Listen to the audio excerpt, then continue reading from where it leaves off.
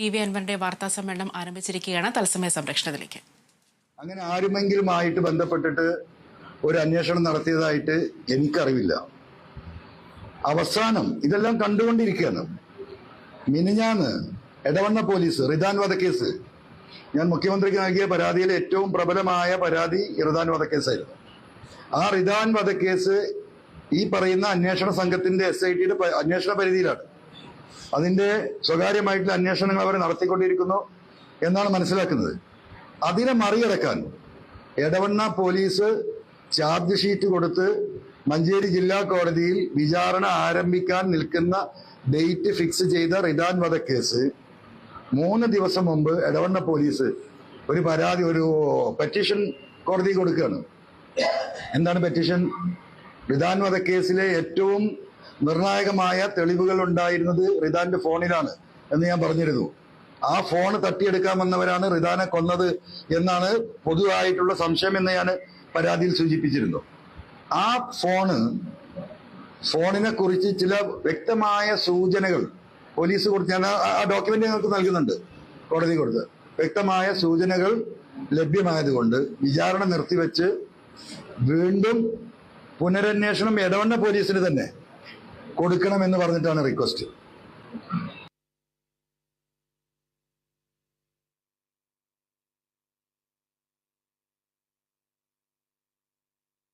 PV അൻവറിന്റെ വാർത്താ സമ്മേളനമാണ് ഇപ്പോൾ നടന്നുകൊണ്ടിരിക്കുന്നത്. താൻ പ്രസ്താവനകൾ അവസാനിപ്പിച്ചതായിരുന്നു. എന്നാൽ താൻ പറഞ്ഞ കാര്യങ്ങളിൽ കൃത്യമായ പോലീസ് അന്വേഷണമല്ല നടന്നുകൊണ്ടിരിക്കുന്നത്.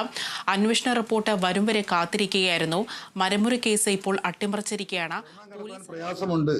അതുകൊണ്ട് അവരെ കുറിച്ച് അങ്ങനെ ആളുകളാണോ ഈ ആരോപണം ഉന്നയിക്കുന്നത് എന്ന മുഖ്യമന്ത്രിയുടെ എന്തുകൊണ്ട്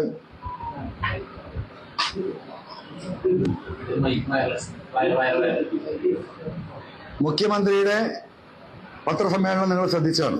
നിങ്ങൾ ചോദിച്ചു മുഖ്യമന്ത്രിയോട്, ഈ കള്ളക്കടത്ത് സംഘം ഈ പറയുന്ന ആരോപണത്തിന്റെ പിന്നിൽ PV അൻവറാണോ നിങ്ങൾ ചോദിച്ചു. അപ്പൊ പുള്ളി എന്ത് പറഞ്ഞു മുഖ്യമന്ത്രി? അത് നിങ്ങൾ പറ, ഞാനായിട്ട് പറയില്ല. എന്താണ് കേരളത്തിലെ പൊതുസമൂഹം വിലയിരുത്തിയത്? PV അൻവർ ഈ കള്ളക്കടത്ത് സംഘത്തിന്റെ ഒരാളാണോ എന്ന സംശയം ബഹുമാനപ്പെട്ട മുഖ്യമന്ത്രി കേരളീയ സമൂഹത്തിലേക്ക് ഇട്ടുകൊടുക്കുകയാണ്. രണ്ടാമത് അദ്ദേഹം പറഞ്ഞത് എന്താ? കള്ളക്കടത്തുകാരെ എന്തുവൽക്കരിക്കുന്നു എന്ന് പറഞ്ഞ് മഹത്വവൽക്കരിക്കുന്നത്. മുഖം തിരിച്ചിരുത്തി ഒരു കള്ളക്കടത്തുകാരനെ കൊണ്ടുവച്ച് അവനെ മഹത്വവൽക്കരിക്കാനുള്ള ശ്രമമാണ് ആര് നടത്തുന്നത്?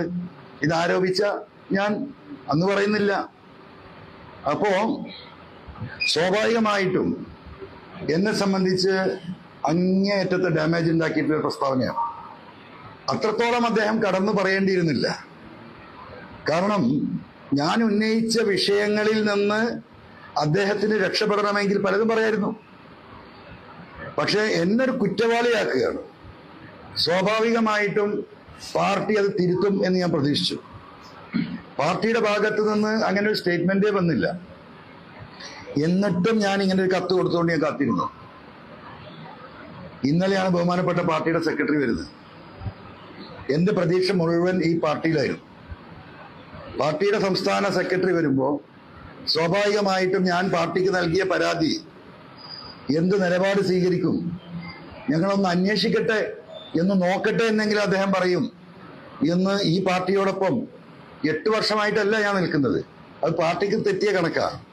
DIC തിരിച്ചു കോൺഗ്രസിൽ പോയതിനു ശേഷം അന്ന് തൊട്ട് ഞാൻ ഈ പാർട്ടിയുമായി സഹകരിച്ചാണ് ഇന്ന് വരെ നിന്നിട്ടുള്ളത്.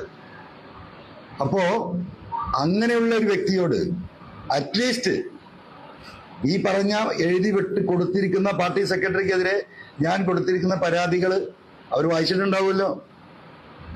കേരളത്തിലെ ഒരു ഏറ്റവും